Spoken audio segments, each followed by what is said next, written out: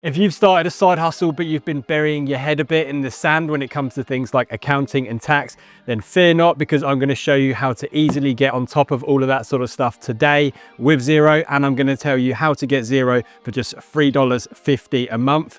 So let's jump into my account. And before we get started, just a quick disclaimer. I'm not an accountant. I've just been using Xero for, I think, over about 12 years now. I've used it for a 6-figure e-commerce business, and now I'm using it for this very YouTube channel that you're watching right now. So this is the home screen that you'll see when you log in. Today, I'm going to quickly go over how to use it, just very briefly.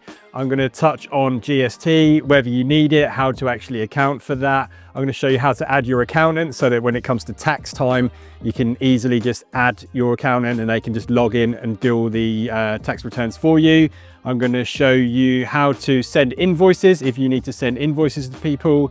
And yeah, how to view reports, which is going to basically allow you to make better business decisions and be more successful as an entrepreneur. So this is my account for this YouTube channel. There's a few different things going on here. Basically, this is your balance. You've got your net profit or loss for the year to date. You can customize this, so it will show different things that you want, that you think is important to you, that you can see first thing when you log in. First thing you're going to want to do is sync your bank account. Now, regular viewers of the channel know what's coming next. I'm going to tell you, get a separate business bank account. Do not try and do it all from your existing personal one.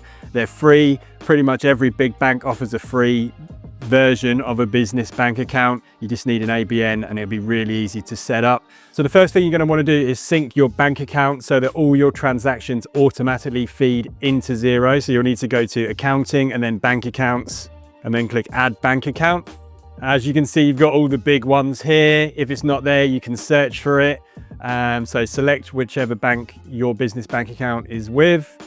It's going to vary slightly for each bank, but for example, so for Commonwealth, you just click here and then you just log into your online banking basically, and it will automatically then start feeding all your transactions into Xero. Once that's happening, you can go to Reconcile. Now, reconciling basically just means labeling every transaction that comes into your bank account, whether it be income or an expense.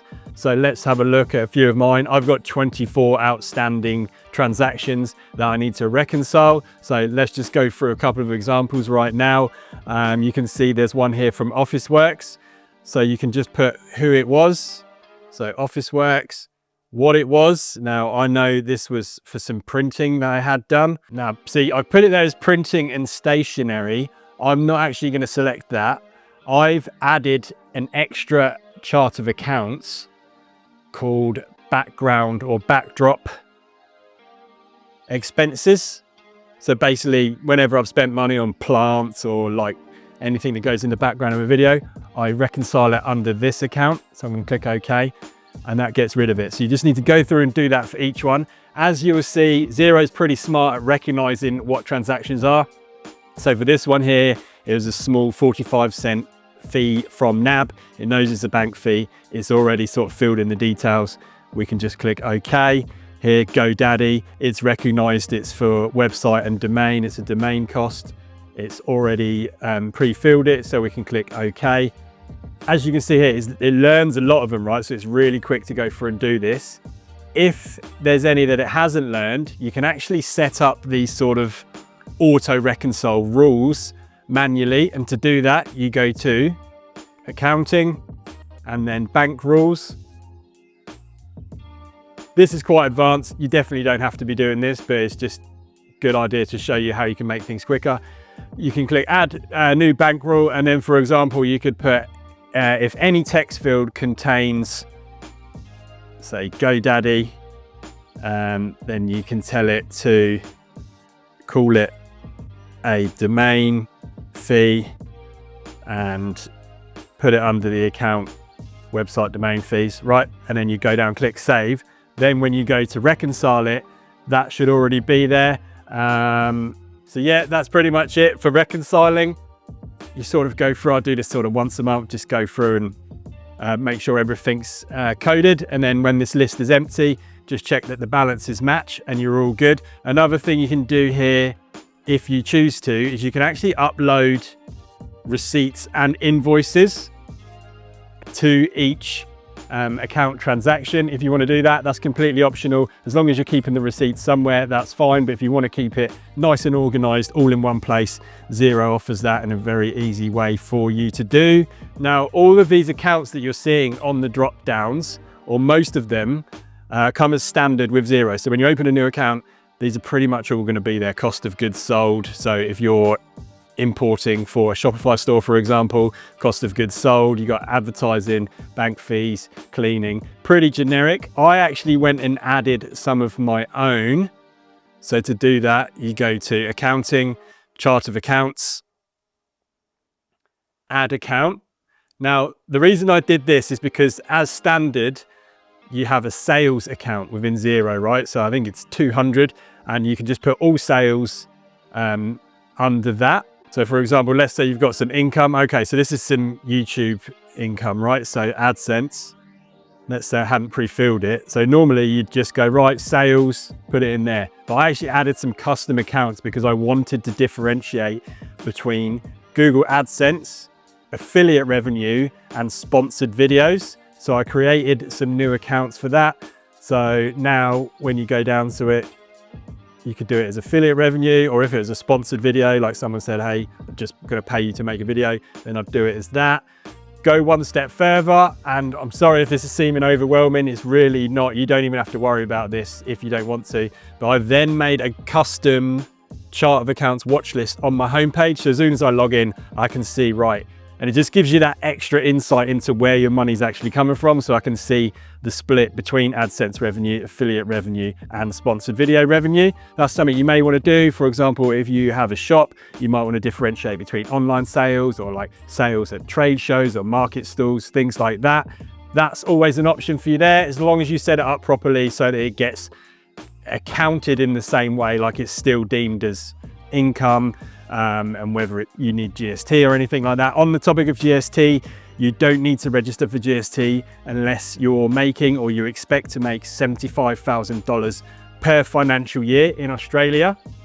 There are sometimes some reasons why you may want to do it early. Speak to an accountant if you're not sure about that. But for most of you just starting out, you're probably not going to be registered for GST. If you do need to, then a really good and useful thing that Xero can do is your quarterly BAS, so your business activity statements that need to be filed every 3 months at the end of each financial quarter. Xero actually handles that for you. So you go in here, click activity statement. This would honestly be a pain in the ass if you were trying to do it without accounting software. And then you can click, right, I want to make one for October to December 2025, click create statement, and it actually spits out all of the information that you need to do there. And then you can take that and either, I think you can lodge it through Xero, or if not, you can just copy and paste a few boxes over into your government ATO portal. So again, very useful. If you have an accountant doing that for you, then you can just add your accountant. I always get an accountant to do the end of year financials. So I'll show you how to add your accountant.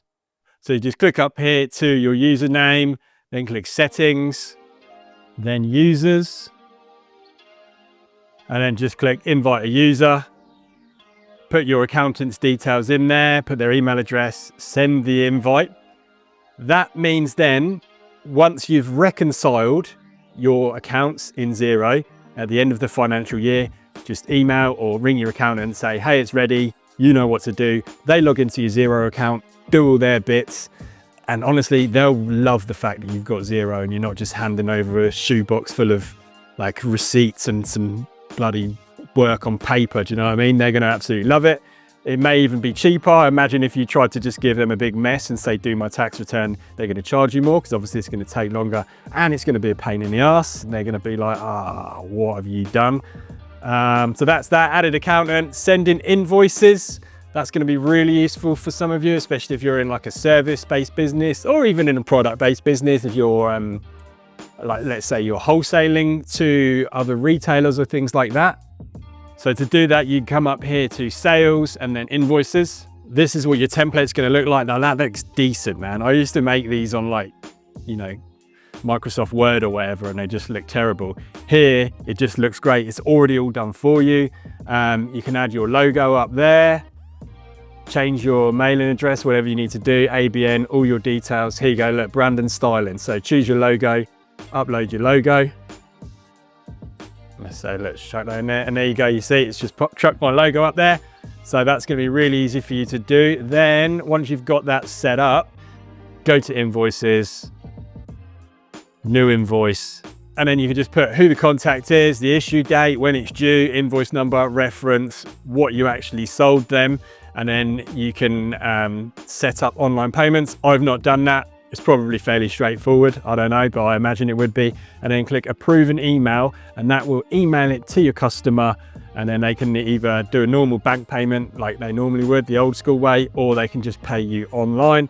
Like I said, that's gonna be really useful for you, whether you're doing products or service, anything where you need to send an invoice. Now, I don't wanna get too bogged down in the nitty gritty. I've literally scratched the surface. I just think these are a few of the features you're going to be using first of all if you're a sole trader or even a company, but you're just, you know, running a side hustle or a small side business. Reporting is something I'm just going to show you now. And I said I was going to show you how to get Xero for $3.50 a month. There's a link in the description of this video. If you click on it, it'll give you 90% off for 6 months, which works out $3.50 per month. And then after that, it'd be $35. I think that's just like the lowest tier, which is all you're going to need. You won't need anything more advanced than that until you've got, you know, multiple staff members or multiple employees. Most of you watching this video, the basic level package is going to be more than enough, and you still won't even use a lot of the features. This is the profit and loss report. So you can click, say, let's last financial year, or let's look at this financial year, and then click update. And then it's going to break it all down. Going back to what I said earlier about the way I've split up the income, if I hadn't done that, this would just be all lumped in together as, you know, this number here.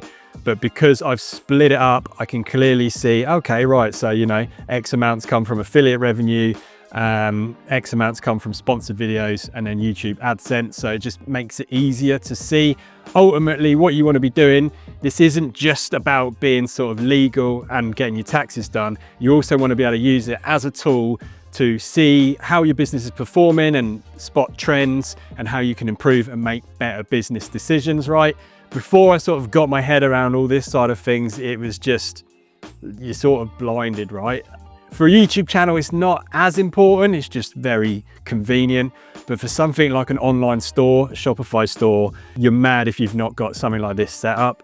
And then you can see at the bottom here, operating expenses. So your ASIC fees, equipment fees, insurance, etc., etc. So you might go, so I might go here, software subscriptions, that's a little bit high. I might have a look at my software subscriptions because I've got a feeling there's some which I'm not using anymore. So we can do that.